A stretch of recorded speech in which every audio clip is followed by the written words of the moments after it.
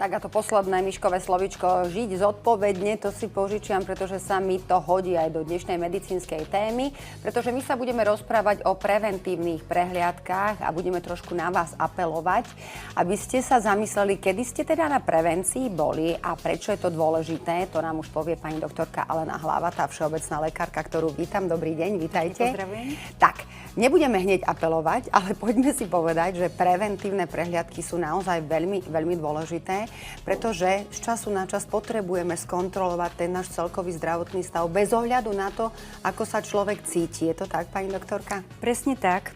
Cieľom preventívnej prehliadky a prevencie celkovo je zachytiť chorobné zmeny, ktoré človek nemusí vedieť, že má, a tieto liečiť, riešiť, pretože ak by sa tak nestalo, tak by to mohlo viesť k poškodeniu zdravia. Samozrejme, každý pacient má nárok na takúto preventívnu prehliadku. Ako často a v závislosti od veku a možno aj od toho celkového zdravotného stavu?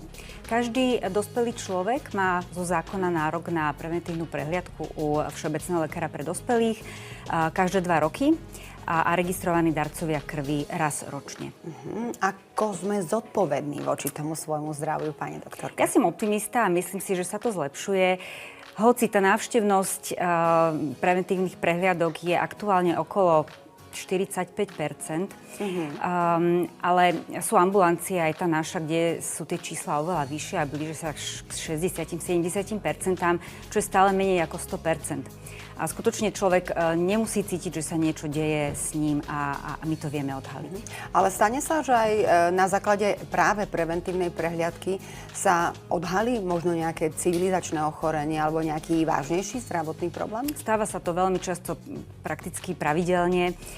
Čiže tie preventívne prehliadky u dospelých sú aj stávané práve na záchyt a včasný záchyt a podchytenie civilizačných ochorení, čo sa v užšom zmysle tým rozumejú kardiovaskulárne ochorenia. Úplne súverene najčastejšie to je vyšší krvný tlak a zvýšený cholesterol, prípadne prediabetes alebo až cukrovka. A potom tam patria aj onkologické ochorenia, čo je tiež veľmi dôležitá časť aj našich preventívnych prehliadok, plus teda všeobecný lekár motivuje a podporuje pacienta svojho, aby išiel aj na tie onkologické preventívne prehliadky, ktoré sú potom už u špecialistov. Keď ste to spomenuli, práve vieme, že tam teda boli napríklad aj zdravotné poisťovne, alebo aj samotné ministerstvo zdravotníctva, že teda tú kategóriu vekovú vyzývalo na základe aj pozvánok. Má všeobecný lekár občas teda čas upozorniť svojho pacienta, že halo, vy ste tu neboli zo pár rôčkov, prídite prosím, objednajte si termín na preventívnu prehliadku. Áno, určite. A to bol veľmi dobrý, inak aj je stále ten motivačný moment od zdravotných poisťovní, ktoré tie benefity rôzne vlastne sú podmienené absolvovaním preventívnej prehliadky u nás, čiže človek by možno ani nešiel a cíti sa dobre, nepotrebuje ísť, ale že mu niečo preplatia až vtedy, keď má tú preventívku, čo je super. A potom my si tých ľudí aj samozrejme odchytávame sami, lebo častokrát aj by šli, ale pozabudnú, už sú to 3 roky, čiže oni keď dojdu, ja neviem, nejaké potvrdenie alebo s nejakou angínou, tak im povieme, že už majú nárok na Áno, že treba nad tým premýšľať a treba sa teda objednať. Poďme sa pozrieť tak pomyselne na to, ako teda tá preventívna prehliadka prebieha. Je dobre sa na ňu objednať? Máte teda vytýčené termíny pre takéto prevencie? Presne, máme bloky pre preventívne prehliadky, aby sa tam nekrižovali zdraví pacienti s chorými. Čiže samozrejme sa treba vopred objednať a pacient zvyčajne príde na 2-krát. Vo výnimočných prípadoch to robíme teda na 1-krát. Pričom najprv je dôležité, prvý deň sa urobí odber krvi a také krátke vyšetrenie alebo tak krátka účasť u sestričky na ambulancii, ktorá pacienta pomeria, tlak, hmotnosť, obvod pasa a tak ďalej, skontroluje očkovania. A potom už na druhý deň príde pacient k lekárovi do ambulancie, keď už máme tie laboratórne výsledky. A potom táto preventívna prehliadka trvá tak tú polhodinu určite, pretože my si toho pacienta preklepneme tak kompletne. A To stretnutie na tej ambulancii lekára prebieha v takých nejakých niekoľkých blokoch. Najprv sa pacienta popýtame, aké má ťažkosti, cielime to veľmi tie otázky konkrétne, s vylúčovaním, so srdcom. Spýtame sa v rodine, či sú nejaké nové ochorenia, čo je veľmi dôležité, lebo tá genetická záťaž pri mnohých ochoreniach je. Takže najprv taký rozhovor, potom si pacienta vyšetríme, popočúvame, prehmatáme, posvietime si a tak ďalej. A potom pacientovi povieme výsledky, čo vždycky sa teda najviac na to čaká, bojí, teší. A aj výsledky z prístrojových vyšetrení, ktoré teda sestra deň predtým stihla spraviť, čiže EKG, prípadne ten vyšetrenie členkovo-ramenného indexu.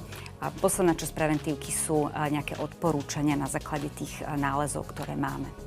Je dôležité prísť na ten odber samozrejme nálačno, pretože vieme, že v niektorých prípadoch sa dá odobrať krv aj keď už človek jedol niečo a tak ďalej, ale v tomto prípade je teda podmienka. Je to určite potrebné, pretože vyšetrujeme glukózu a vlastne u všetkých vekových kategórií a glukóza po jedle samozrejme stupne.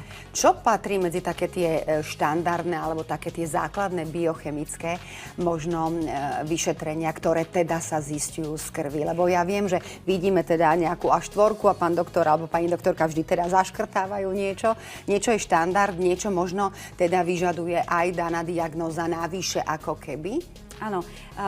Tie parametre do laboratórnych vyšetrení pri preventívke sú presne definované zákonne a to je vyšetrenie glukózy, čiže krvného cukru, vyšetrenie obličiek a potom parametre pečeňové a potom už od istého veku, po 40-ke konkrétne, je to aj vyšetrenie lipidového spektra, čiže cholesterol a jeho podskupiny a vyšetrenie moča. Samozrejme, my si vieme aj rozšíriť tieto laboratórne krvné parametre.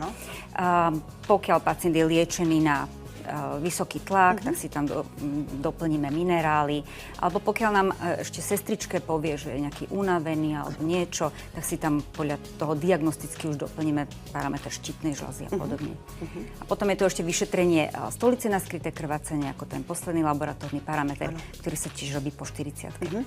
Pani doktorka, sprísnili sa trošku kritéria voči tým pacientom, čo sa týka možno aj tých hodnôt, pretože niekedy sa hovorilo, že ten cholesterol a do 6 je celkom dobrý. Teraz už vieme, že už sa trošku znížila tá hranica toho dobrého čísla okolo 5,5. Aj cukor bol teda takisto nejaká hladina bola dobrá. Teraz je to trošku prísnejšie. Aj obvod pása sa trošku zúžil. Čiže mení sa to trochu v čase? Áno, my teda sledujeme tie medicínske odporúčania, tie najnovšie, kde sú presne vyčlenené hranice normálny cukor, hraničný cukor alebo prediabetes, diabetes. Rovnako je to s cholesterolom, kde sú isté cieľové hodnoty cholesterolu, ktoré sú iné, ale u mladého zdravého človeka, tak to nazvem. A iné sú u staršieho človeka, fajčiara, muža s diagnózami. Hej, tak to veľmi zhrniem. A je to presný, exaktný tzv. Skorovací systém, kde si toho pacienta vlastne tieto parametre tam zadáme, pohlavie, či je fajčiar, aký má tlak, aký má cholesterol. Prípadne sa tam ešte zohľadňuje aj obezita. A vyjde nám nejaká číselná hodnota, ktorá človeka zaradí do tzv. Srdcovo-cievneho alebo kardiovaskulárneho rizika. A podľa toho potom tá cieľová hodnota cholesterolu je takáto očakávaná. A už to naozaj není, že cholesterol 5 a vôbec celkový cholesterol je pomerne hrubo orientačné číslo, a dôležité sú tie zlé cholesteroly, LDL a non-HDL. Áno, takže tam sa to už samozrejme aj delí.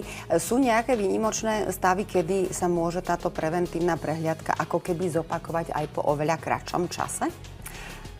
To už potom nie je preventívna prehliadka, ale to už potom je, že diagnostické vyšetrenie. Čiže áno, všeobecný lekár sa stará aj častokrát o pacientov s vysokým tlakom. Vôbec nemusí taký pacient chodiť internistovi alebo kardiologovi. A tam je určite potrebný odber a EKG a proste spektrum vyšetrení minimálne ročných intervaloch. Áno. Môžu byť aj nejaké rizikové možno zamestnania? Ktoré teda... To nám posielajú samotní zamestnávateľia, také tlačivo vyšetrenie buď pred nástupom do zamestnania, alebo taká kontrolná prehliadka. To sú potom úplne iné spektrum vyšetrení podľa vestníka, to už je úplne iná vlastne téma. Dobre, ale teda nezabúdať na to. To bude taký náš odkaz však.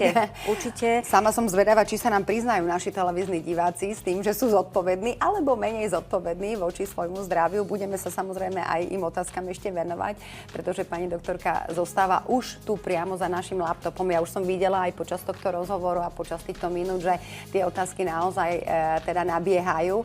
Tak som zvedavá, že na čo sa pýtate. No a vy ste asi zvedaví aj na ďalšiu dnešnú tému. Soni, tá sa venuje móde. Nech sa páči poradňa. Ja ti to krásne naservírujem. Teším sa na to. Do tejto myštičky. Dobre, ja sa teším na taký ten rituál, že si vydýchneme po dnešnom vysielaní, ale ešte samozrejme máme pred sebou našu poradňu, pretože pani doktorka Hlavatá je teda, predpokladám, že zahltená otázkami. Je to tak? Napriek tomu, že by človek povedal, že to je taká bežná téma, o ktorej veľa rozprávame, všetci o nej takmer vieme, napriek tomu sú tie zvedavé otázky. Tak čo najviac zaujímalo našich televíznych divákov, pani doktorka? Veľmi často rezonovala otázka, že či môže preventívna prehliadka zachrániť život. Tak samozrejme, že áno, je potvrdené, že keby sme pravidelne absolvovali preventívnu prehliadku, tak sa zabraní vzniku vážnych ochorení, prípadne smrti. Z takých vážnych vecí, ktoré pri preventívke nachádzame a človek vôbec netuší a môžu byť naozaj v krátkej dobe pre toho človeka fatálne, je napríklad zachytené poruchy rytmu srdcového na EKG, napríklad fibrilácia predsiení, ktorú zvyčajne buď starší človek, alebo človek, ktorý má na to predispozíciu, napríklad má veľkú hmotnosť, obezitu, má a vôbec to nemusí cítiť. Ale niekedy len popisuje, že má už pol roka také motýliky, ako keby, a že sa tak viacej zadýcha, no a my potom jednak už pri nahmataní pulzu tušíme a potom na EKG vidíme, že tam je tá fibrilácia predsiení. Takže toto je veľmi rizikové pre cievnu mozgovú príhodu a toto musíme bezodkladne riešiť. Nariedí sa krv a pacient sa odosiela kardiológovi. Také menej ako urgentný stav je napríklad úplne, že bežné, triviálne vyšetrenie stolice na skryté krvácanie, ktoré robíme každému pacientovi po 40. roku veku, áno. Áno. A keď je pozitívne, tak nasleduje kolonoskopia. Nie každé pozitívne skryté krvácanie je rakovina, to vonkoncom nie, ale často je tam nález obrovských polypov, ktoré sú už za 5 minút 12 pred nejakou rakovinou a pri kolonoskopii sa polyp vyberie a pacient je vyliečený a nehrozí mu rakovina. Pani doktorka, ako je to so syndromom bieleho plášťa? Pretože ja som vás pozorne počúvala a viem, že teda súčasťou preventívnej prehliadky je aj meranie krvného tlaku, ale čo ak ja mám naozaj že dobrý tlak, kontrolujem si ho doma, prídem do ambulancie lekára a tam mi vyskočí. Čiže treba na to možno upozorniť alebo opakovane sa aspoň to meranie tlaku. To je náš každodenný chlebíček a štatistiky vravia, že 5 až 30%, čiže dáme tomu každý tretí vysoký tlak na ambulancii je na vrúb syndromu bieleho plášťa. Je to úplne podvedomé, pacient hovorí, že je úplne v kľude, ale je to tam. Máme to každý deň, nameráme 200 na 100, pacientka nám hovorí, ešte ráno som mala taký, oni si to zapíšu, oni už vedia, že prídu meranie tlaku z domu, dneska ráno toto a toto je u nás. Tak, chvíľu si posedká, potom už odchádza trošku s tým tlakom takým, že ju pustíme aj domov nejakých 160 na 90 a volá nám, poprosíme ju, nech nám zavolá a už má zase doma dobrý tlak. Pani doktorka, odporúčate možno ľuďom, ktorí sa chystajú na preventívnu prehliadku aj nejakým spôsobom možno také režimové opatrenia, že teda pripraviť sa na to, alebo to naopak skresli tie krvné výsledky? Toto boli lebo prepáčte, otázky. Áno, lebo poviem, že napríklad ľudia, ktorí majú vysoký cukor a trošku zhrešia, tak sa najedia kyslej kapusty a tá samozrejme cukor zníži a nemusí to byť celkom objektívne. Čiže čo je v poriadku a čo by sme mohli urobiť, aby sme sa dokonale pripravili? Preto preventívnou prehliadkou sa nepripravovať nejako. Hej, jedine prísť nalačno, to je jediné na ten odber, už potom na to vyšetrenie netreba. A nenajesť sa pred silnú večeru si nedať. Toto upozorňujem a často ten mierne zvýšený cholesterol, ktorý predtým nebol, tak sa pýtam, čo bol deň predtým. Aha, že kačacie hody sme mali, alebo že avokádo, že som sa pozabudla o 10. večer, zdravé, ale pred odbermi to nie je vhodné.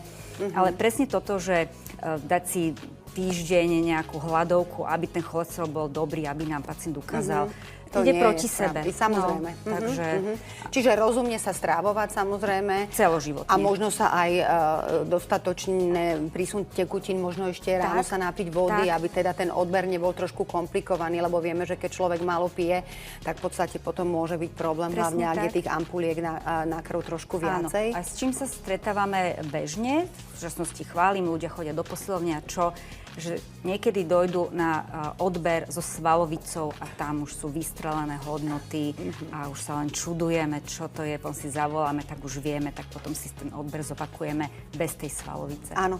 Pani doktorka, čo sa týka možno takých tých prístrojových vyšetrení, vy ste spomínali, okrem tlakomeru, ktorý sa používa bežne, aj doma môžeme mať, potom sa ešte načítava, alebo EKG, to je teda činnosť srdiečka. Natáča. To je tak, taký áno, retro áno, názov hej. trošku, ale stále to tak voláme. Natáča EKG.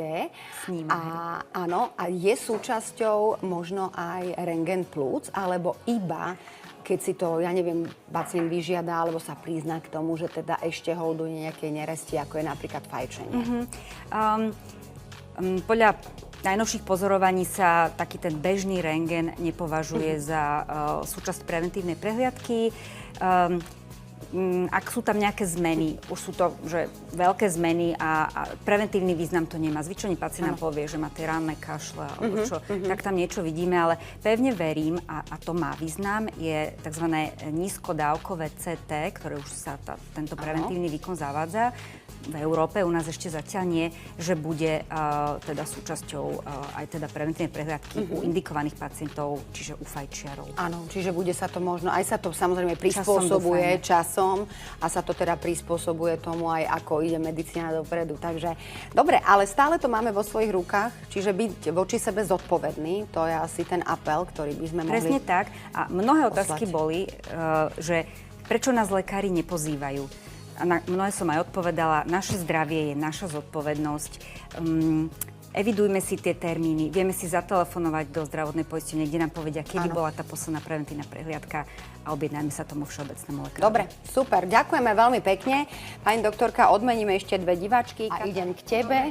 Tak zdravá, tak ti dávam tú maču. Dobre, toto sú naše dnešné výtvory. Áno. Ale sledujte nás aj zajtra, pretože zajtra je tu opäť dámsky klub. Čo budeme, Soni? Zajtra tu bude niekto šikovnejší ako my, a to je Mirko Snobko, a bude pripravovať recepty starých materí. Pozri, ako to je krásna Áno, s pena. otorinolaryngologom sa budeme rozprávať o diagnoze s názvom laryngitída. Áno, budeme sa rozprávať aj o tom, prečo je dôležité teraz po zime sa venovať aj hydratácii pleti. Ukážeme si aj džínsovú módu pre moletky. Áno, a budeme si vyberať aj rôzne druhy slaných nátierok. Tak, Soni, dovolíš? Ešte počkaj. Predtým, áno. Nech sa Ďakujem ti veľmi páči. pekne, ochutnám. Vám ďakujeme za to, že ste boli dnes s nami a budeme sa tešiť na vás aj zajtra. Dovidenia. Dovidenia.